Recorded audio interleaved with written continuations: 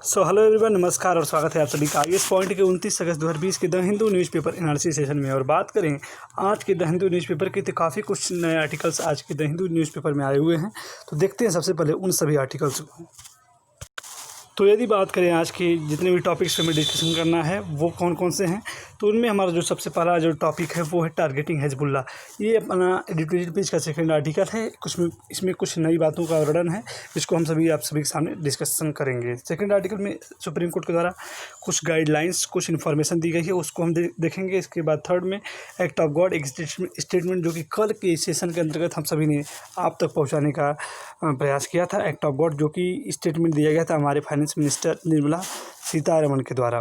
Fourth point में some other important articles पे discussion करेंगे। और फाइनली आज के द हिंदू बेस्ड क्वेश्चन पे हम सभी फुल डिस्कशन करते हैं। तो स्टार्ट करते हैं आज के सबसे पहले आर्टिकल को, तो वो है टारगेटिंग हिजबुल्लाह। तो हमारा जो पहला आर्टिकल आप सभी देख पा रहे होंगे, ये हमारे एडिटोरियल पेज का ही सेकंड आर्टिकल है।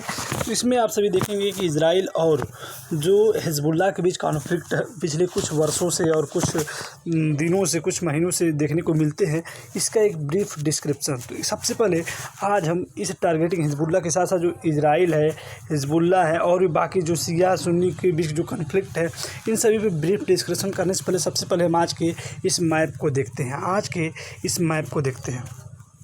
यदि बात करें कॉन्फ्लिक्ट के मैप की, जो कॉन्फ्लिक्ट हो रहा है, सबसे पहले हमको मैप का ओवरव्यू हमें होना चाहिए। तो किसी भी अगर आर्टिकल को पढ़ रहे हैं और उससे संबंधित अगर मैप को हम ध्यान में रखते हैं तो कहीं ना कहीं ये हमारी तैयारी में और भी बेहतर इंप्रूवमेंट करता है। यदि हम बात करें इजराइल और लेबनान के बीच कॉन्फ्लिक्ट का, तो मैप में आप देखेंगे कि जो वेस्ट एशिया है, वेस्ट एशिया जो है, इसमें आप देख पा रहे होंगे कि इजराइल है और ये आपका लेबनान है। इनके बीच कॉन्फ्लिक्ट हमें देखने को मिलता है। साथ ही साथ इस मैप के थ्रू बाकी जो अदर जो प्लेसेस हैं उनको भी हमें ध्यान में रखना होगा। जैसे कि ये हमारा इजराइल है, ये हमारा मेडिटेरियन सी है और ये हमारा लेबनान है। साथ ही साथ ये जो हिस्सा आप देख पा रहे होंगे इजराइल के बीच में, इसको हम लोग बोलते हैं वेस्ट बैंक। क्या बोलते हैं? West Bank. और साथ ही साथ इधर का छोटा सा जो हिस्सा है इसको हम लोग बोलते हैं गाजा स्ट्रिप। क्या बोलते हैं? गाजा।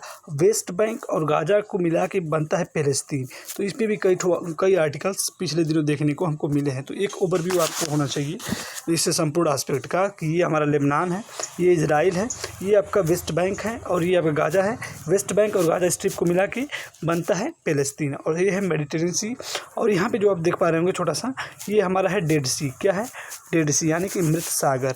और यहाँ पे आप देख पा रहे होंगे कि ये है जॉर्डन, सीरिया और बाकी इराक आप सभी देख पा रहे होंगे। तो ये आपका मैप का एक ओवरव्यू आपको होना चाहिए इस संपूर्ण एस्पेक्ट के अंतर्गत कि इजराइल कहाँ है, लेबनान कहाँ है, वेस्ट बैंक कहाँ है, गाजा कहाँ है, मेडिटेरियन सी कहाँ है, ये जॉर्डन है, ये सीरिया है, इराक है और ये हमारा डेड सी है। तो ये आपको इतना क्लियर होना चाहिए। स्टार्ट करते हैं अब इससे संबंधित इसकी हिस्ट्री का। यदि हम बात करें कि जो हमने अभी फ़िलहाल में जो मैप देखा उसके अंतर्गत यदि हम देखें तो वेस्ट एशिया जो था, यानी कि वेस्ट एशिया जिसमें आप इजराइल और जो भी उसको कंट्रीज़ को देखें, वो मुख्य रूप से दो पोल्स में डिवाइड है। यानी कि वो मुख्य रूप से दो पोल्स में डिवाइड है। ये दो पोल्स में डिवाइड है और वो दोनों पोल्स क्या क्या हैं? एक शिया है और एक है सुन्नी। शिया और सुन्नी पोल्स में डिवाइडेड है और कॉन्फ्लिक्ट का प्रमुख कारण भी ये कहीं न कहीं यहीं से निकल के आता है। और बेसिकली जो भी लड़ाई होती है इन्हीं दोनों के बीच हमें देखने को भी मिलती है। बात करें पहली है, अगर शिया की बात करें, अगर इस कॉन्फ्लिक्ट की बात करें, तो जो शिया है वो उसके सपोर्ट में ईरान खड़े रहते हैं और भी कुछ प्रमुख देश हैं ईरान। और सुन्नी की बात करें तो जो इजराइल प्रमुख है। तो जो सुन्नी की अगर बात करें तो उसमें सऊदी अरेबिया है, अमेरिका है और भी बहुत सारे कंट्रीज इसके सपोर्ट में रहते हैं। और हम जानते हैं कि जो इजराइल में जो गाज़ा और जो वेस्ट बैंक है, इसी को बेसिकली मिला के हम लोग पैलेस्तीन कहते हैं।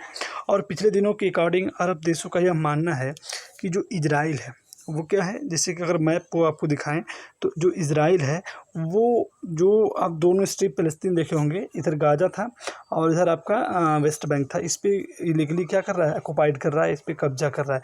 तो ये इस बातों को लेकर ये कॉन्फ्लिक्ट हाईलाइट फॉर्म में बना हुआ है। और कहा जाता है कि यही इसका एक प्रमुख कारण भी है जिसके कारण इजराइल के खिलाफ जो ये सब प्रमुख क्या नाम है कि ये जो हिजबुल्लाह संगठन है वो इसलिए प्रमुख रूप से इससे लड़ भी रहे हैं। और इन्हीं में से जो संगठन है, अगर बात करें जो हिजबुल्लाह क्या है, तो ये एक संगठन है जिसको आतंकी संगठन भी पिछले कुछ वर्षों के अंतर्गत डिक्लेयर किया जा चुका है। और लेबनान में जो ये स्थित है, ये कहाँ पे बेसिकली स्थित है? हिजबुल्लाह लेबनान में, और ये बेसिकली शिया समुदाय संबंधित है, शिया समुदाय से। और ये जो है इजराइल से कॉन्फ्लिक्ट इसका बना हुआ है, जिसमें हिजबुल्लाह जो है हिजबुल्लाह और इजराइल के बीच जो कॉन्फ्लिक्ट देखने को मिलता रहता है। और जो इजराइल में बेसिकली जो है सुन्नी बेसिकली इजराइल में सुन्नी, और जो हिजबुल्लाह है वो शिया। तो इन्हीं दोनों के बीच कॉन्फ्लिक्ट मिलता है, और शिया खिलाफ शिया और सुन्नी के बीच जो ये लड़ाई चल रही है, इसी कारण जो टर्की कंट्री है, आप सभी देख पा रहे होंगे पिछले दिनों अगर न्यूज़ की बात करें तो टर्की भी इजराइल के सपोर्ट में बना हुआ है, क्योंकि जो इजराइल है वो सुन्नी है और टर्की भी सुन्नी के अकॉर्डिंग है, इसीलिए वो भी हिजबुल्लाह के खिलाफ लड़ाई में अपना महत्वपूर्ण योगदान दे रहा है। तो पिछले दिनों टर्की ने हाजिया सोफिया जो हाया सोफिया था, टर्की ने भी टर्की में जो हाजिया सोफिया हुआ था उसके अंदर ग्रीस से जो कॉन्फ्लिक्ट चल रहा है, इन सब बातों की भी चर्चा अगर न्यूज़पेपर आप सभी देख पा रहे होंगे तो उसमें बना हुआ है। थोड़े से अगर इतिहास की बात करें तो हिजबुल्लाह जो है लेबनान का एक शिया राजनीतिक और अर्धसैनिक संगठन है, और यह लेबनान के नागरिक युद्ध के दौरान स्थापित किया गया था। इजराइल और लेबनान के बीच जो एक युद्ध हुआ था 2006 में, इसकी चर्चा अगर बात करें तो इसमें बेसिकली इस बात का डिस्कशन है कि इजराइल और लेबनान के बीच जो हुआ था, जो कॉन्फ्लिक्ट हुआ था, ये 2006 में हुआ था, जिसमें हिजबुल्लाह ने अपनी सैन्य क्षमता का बेहतरीन प्रदर्शन करते हुए इजराइल को हराया था, जिससे यह आज मध्य पूर्व की सबसे मजबूत और प्रशिक्षित सेनाओं में से भी एक है। बात करें अगर साथ के इस युद्ध के अंतर्गत, तो अमेरिका व अधिकांश जो भी यूरोपीय देश हैं वो इजराइल के साथ हैं, जबकि ईरान हिजबुल्लाह के समर्थन में है। ये चीज़ें इस पूरे आर्टिकल में आपको दिखाई गई हैं। तो देखते हैं नेक्स्ट आर्टिकल को। हमारा जो नेक्स्ट आर्टिकल है बेसिकली फ्रंट पेज से ही संबंधित है, जिसमें लिखा है state can apply to UGC for extension of exam deadline. Supreme court ने गाइडलाइन जारी की है, इसके अंतर्गत उसने स्टेट से ये कहा है कि आप अप्लाई कर सकते हैं यूजीसी से, किसके लिए?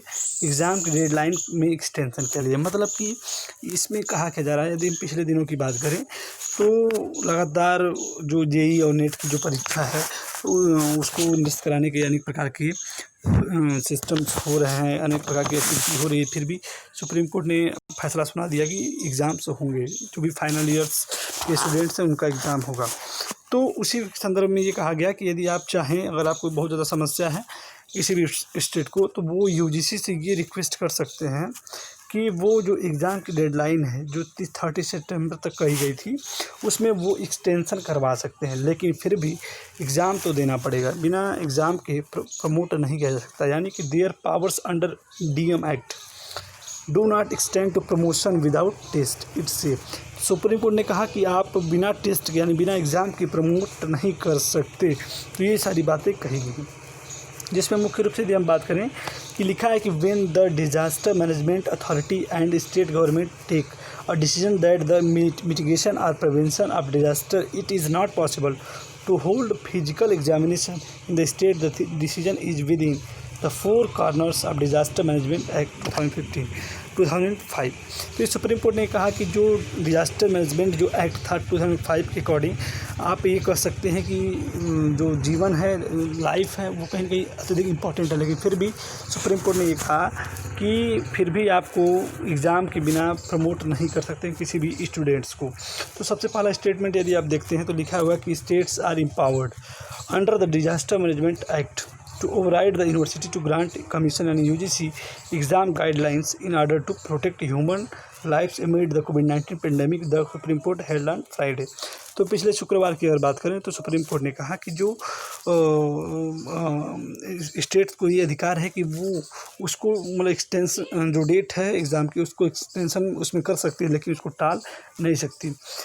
3 बेंच जो डिसीजन दिया गया है, लगभग जो सुप्रीम कोर्ट के 3 जजों की बेंच थी, जिसमें कि अशोक भूषण के द्वारा ये बातें कही गई। तो ये भी आपको याद थोड़ा मोड़ा होना चाहिए। तो इसमें लिखा है बेसिकली कि जो यूजीसी गाइडलाइन है जुलाई 6 को दी गई थी, conduct the final year exam terminal semester examination by September 30, कि जो भी एग्ज़ाम्स हैं सेमेस्टर वाइज जो भी हैं उसको 30 सितंबर तक करा दिया जाए। और यदि बात करें इसमें आर्टिकल डाटा की, तो इन केस ऑफ डिजास्टर, जो ये डिजास्टर चल रहा है, जो पेंडेमिक चल रही है, the priority of authority in under the disaster management act 2005 is to immediately combat the disaster and contain to save human life. तो डिजास्टर मैनेजमेंट एक्ट 2005 ये कहता है कि किसी भी प्रकार से ह्यूमन लाइफ को सेव किया जाए। Saving of life humans being is given Paramount importance. Justice Bhushan ने ये भी कहा कि जो मनुष्य के जो भी मनुष्य हैं उनके जीवन को प्रोटेक्ट करना ही एक प्रमुख उद्देश्य भी है। हु अथॉर्ड 160 पेज जो भी चीज़ें हैं ये बातें उसमें है जो डिजास्टर मैनेजमेंट एक्ट 2005 का है। लेकिन कोर्ट ने ये भी कहा the power of the state under the disaster management act. तो स्टेट की जो पावर होती है डिजास्टर मैनेजमेंट एक्ट के तहत उसके अंतर्गत वो एक्सटेंड कर सकती है।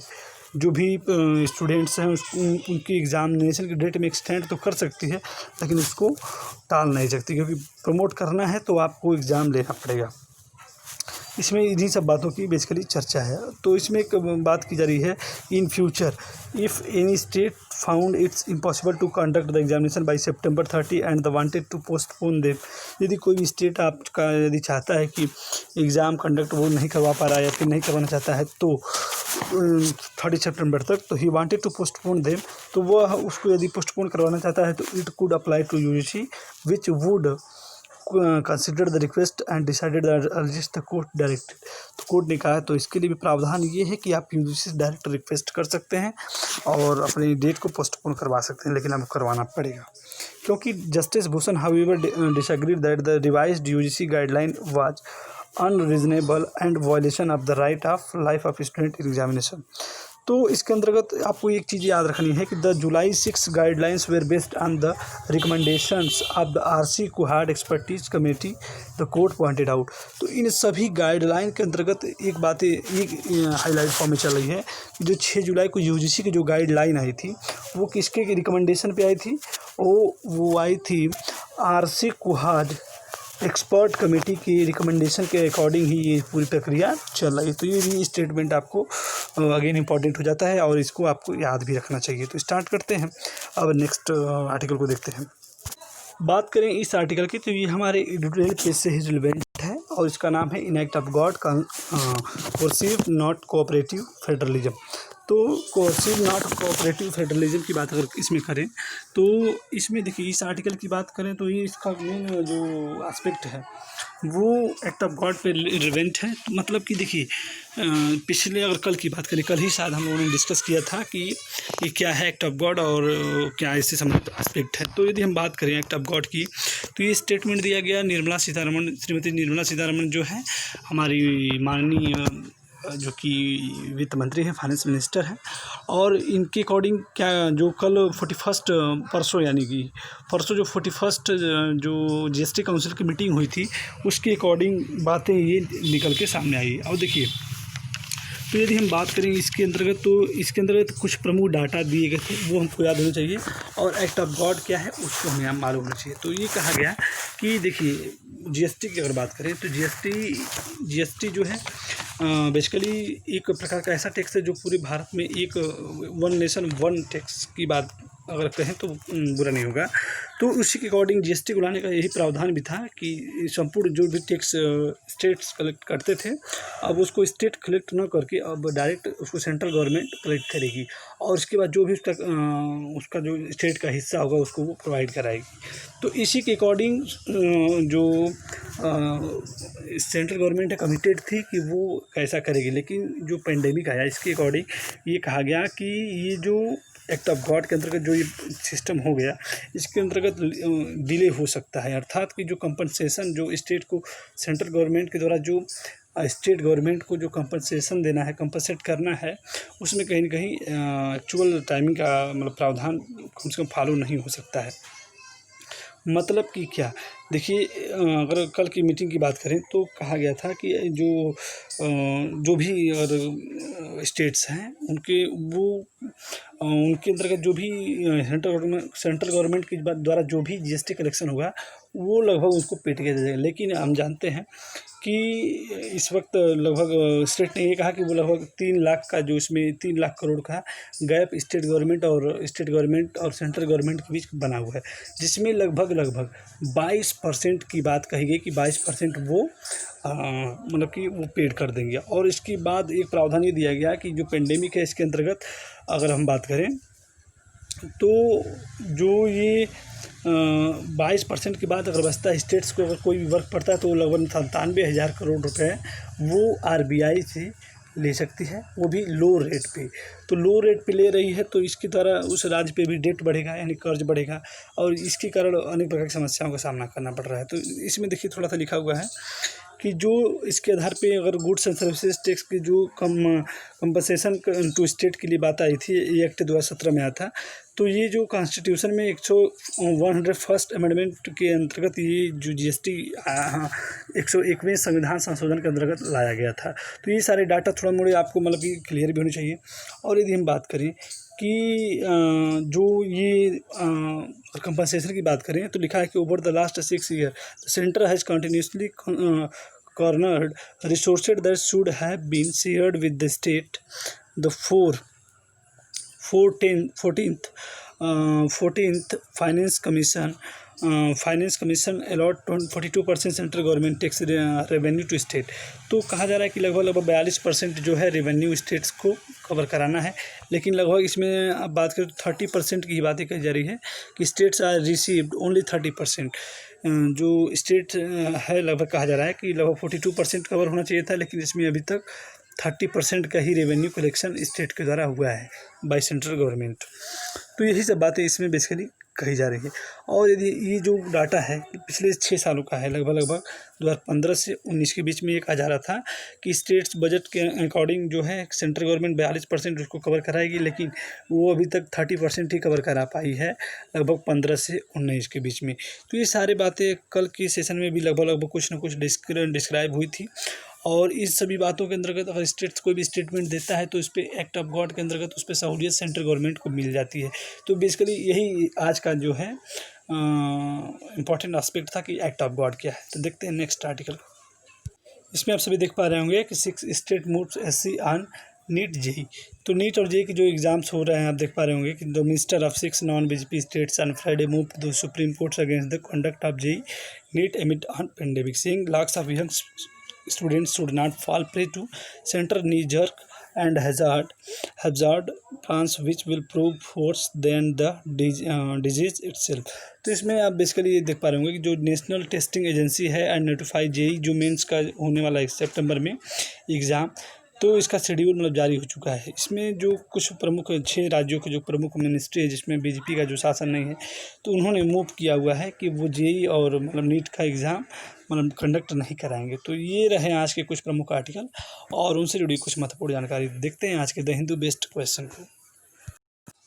आज का जो हमारा द हिंदू बेस्ड क्वेश्चन है वो बेसिकली हमारे जो हमने आर्टिकल अभी just he act of God के अंतर्गत डिस्क्रिप्शन किया था उसका वर्णन किया था, उसी पे आधारित उस पर लिखा है give a brief description on 41st GST council meeting about 100 words. तो लगभग 100 वर्ड्स में इसके संपूर्ण एस्पेक्ट को लिखने का प्रयास करेंगे और उसको तैयार करेंगे। तो उम्मीद है कि आज का सेशन आप सभी के लिए इंपॉर्टेंट रहा होगा, आपके लिए हेल्पफुल रहा होगा। तो आज के लिए इतना ही। Thanks to everyone.